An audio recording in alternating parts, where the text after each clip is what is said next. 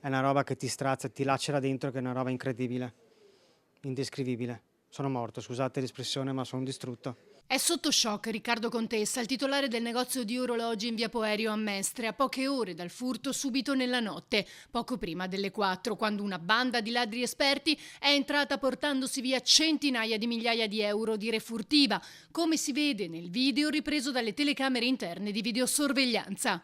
I ladri sono riusciti ad aprire il portoncino utilizzando una sorta di divaricatore. Sono entrati in 5 e in 2 minuti hanno fatto razzia portando via tutto quello che era all'interno del negozio. In 5 hanno fatto forza coi piedi di porco, hanno girato la cassaforte, penso l'abbiano messa su delle rotelle, poi trascinata come se fosse una bozza d'acqua in giro di 20 secondi. Penso che sia una banda che stia facendo lo stesso colpo in più gioielleria in tutta Italia, perché l'Audi che usano è penso una RS3 o RS4 grigia, quindi bella potente, bella capiente, e stanno facendo lo stesso colpo in più gioielleria in tutta Italia. Stessa tecnica, stesso divaricatore, e nel giro di 2-3 minuti ti portano via tutto. Sul posto, poco dopo, sono giunte le pattuglie della polizia con gli specialisti della scientifica che hanno avviato le indagini per risalire i responsabili.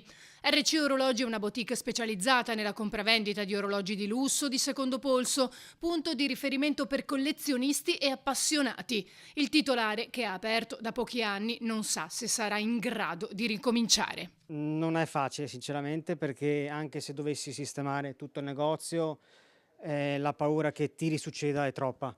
Quindi dovrò parlare anche col commercialista, parlare con la famiglia e decidere cosa fare, perché è una situazione insostenibile. Perché posso anche rilavorare bene per un altro anno, fra un anno e un giorno arrivano di nuovo loro e sei morto comunque. Quindi la paura è tanta e lo stress, non dormo la notte, è troppo rischioso. Quindi dovrò vedere con calma.